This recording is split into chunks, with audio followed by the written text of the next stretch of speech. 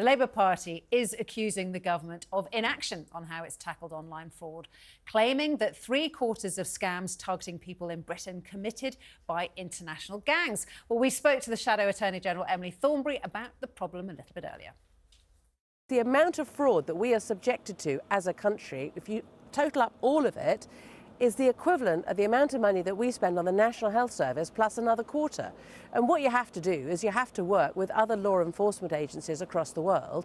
That's how it works. And actually, when you are in the middle of negotiations with the Indian government, for example, you can say to them, do you know what, since we're talking, let's also talk about fraud. Let's see what we can do together to close down these fraud factories.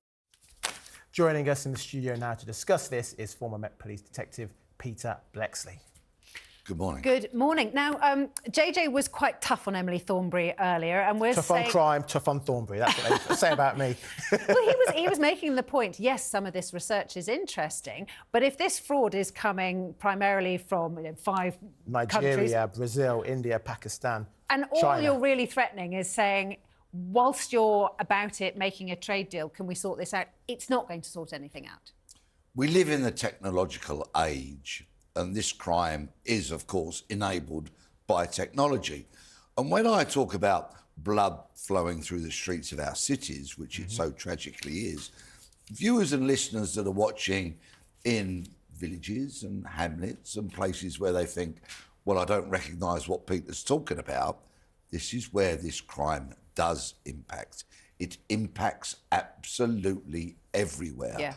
So your idyllic chocolate box cottage in a beautiful Cotswold village is being impacted by this crime.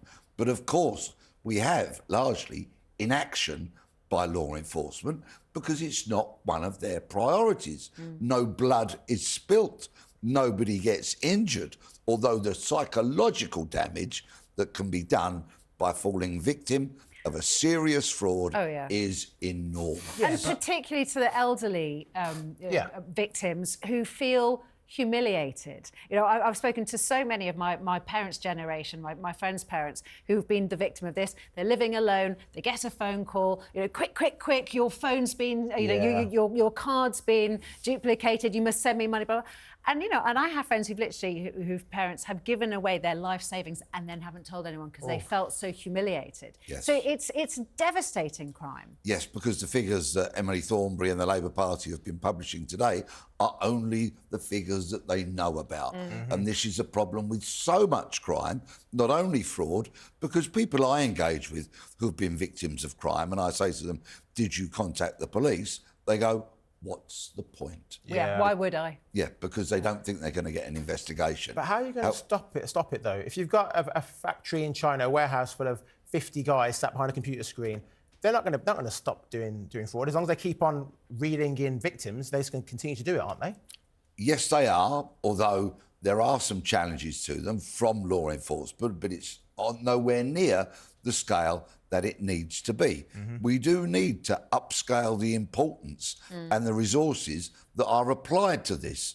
And if I may, while I'm talking about resources, can I be a responsible contributor, please? Yeah. And hand out a couple of telephone numbers and some details how people can report if they receive one of these weird and wonky emails. Check them. So often there's a spelling mistake in there. The grammar is not as it should be. If you see a logo from a company and the edges of the logo are a bit fuzzy, that's probably because it's been copied and not copied properly. So what's the phone number? Well, OK, there's a couple of ways in which things can be reported. If you get what they call these phishing emails, so a suspicious email that says a man you've never heard of died and has left you $10 million, do not be tempted. They're called phishing emails. And please report those. Forward that email to, and this is the email address, report@phishing, and phishing is PHISHING, so report@phishing.gov.uk. And now beyond that, if you have been a victim of fraud, please contact this number, 0300 123 2040. and that is Action Fraud, who receive 35,000 reports of crime per month. They'll take 28 days possibly to assess it, and then if they think there's a case, they'll refer it to the police. Because they'll be trying to monitor trends and see, you know, who these gangs are behind these crimes. And talking of gangs, Peter, we all know that there's been a huge wave of shoplifting over the past 12 months or so. We know the figures have gone up. But what I've been shocked by recently is we all think of cost of living. It's somebody who can't afford baby milk, or, you know, or it might be somebody with a drug problem who's stealing from a shop to sell on a market to fund a drugs habit. In fact, it seems now that because the criminal gangs know that they're so unlikely to get caught, let alone convicted, that they are pretty much trafficking particularly vulnerable women and children to go and do this shoplifting for them in order for them to get those products, sell them on, to fund sort of drugs cartels and so on. So this is actually this isn't low-level crime, this is high-level crime. It's absolutely not low-level in any way, shape or form. And these gangs, so many of them imported into the UK, recruiting their brethren to go out there and commit this crime, this theft, shoplifting, on an industrial scale. Slowly, the police are waking up to this, and we're hearing some kind of pledges. But you know what? The police in recent years haven't investigated domestic burglary, shoplifting, phone theft, bicycle theft, and more. And consequently, they've made themselves irrelevant to the mainstream of British public, because we who suffer those crimes do not get an investigation, and they're increasingly becoming irrelevant. They need to regain public respect, let alone trust and confidence. But Peter, with these shops, there's Pegasus projects, where 10 retailers, Tesco, Waitrose, Sainsbury's and a few others, they all invested £600,000 to improve their CCTV footage. They can identify people's faces, send the perpetrator pictures off to the police, and that's going to help track them down. Tesco made $1.4 billion so far this year in profit, and 600,000 is a drop in the ocean. They could afford to get more security guards. They could put proper tills back in to make it harder for people to be running out the shop. Why is the onus on the police to be going out to investigate shoplifting, which often is under a couple £100? Why aren't the shops doing more themselves? Because shoplifting is a crime, and the police are the body empowered by statute to investigate crime. You look so disappointed in me. It's their job.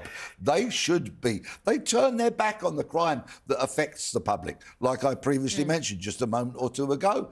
And that is why we can talk about the trust and confidence in the police until the cows come home, but the respect has gone because they've not been there for the crimes that most people fall foul of. They turned their back on it, they had other priorities, and now, bit by bit, they're trying to give us pledges that they will investigate these crimes because they know they've become irrelevant. You know what, Pete? If I was these supermarkets, instead of investing 600,000, I would hire people like you, ex-coppers who know how to stop criminals. You go into but actually, they're also hiring ex-shoplifters to help them tackle this problem. I do agree with what you say to a certain regard, JJ, in so much as that retailers have a responsibility, particularly because over 800 retail staff are assaulted every single day of the week. So there needs to be some element of resources and training, but you try telling the man or woman